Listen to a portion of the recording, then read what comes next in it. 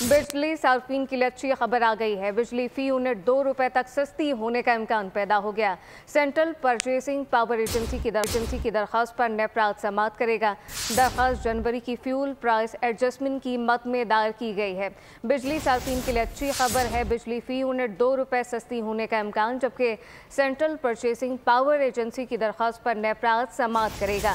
दरख्वास्त जनवरी की fuel price adjustment की मद में दायर की गई।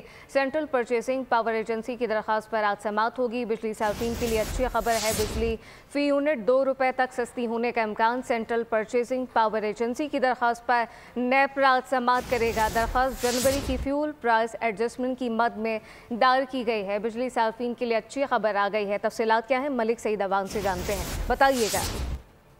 जी बिल्कुल, बिजली सर्विस के लिए यह अच्छी खबर है कि बिजली फी यूनिट 2 रुपए तक सस्ती होने का इम्कान है और इस हवाले से जो है वो नेपरा में समाअत शुरू हो चुकी है। चेयरमैन नेपरा वसीम मुख्तार चौधरी की जेर सदारत जो है वो समाअत हो रही है, जो CPPA की जानिब से दरख्वास्त दायर की गई थी जनवरी के माना फ्यूल एडजस्टमेंट की हिमायत में।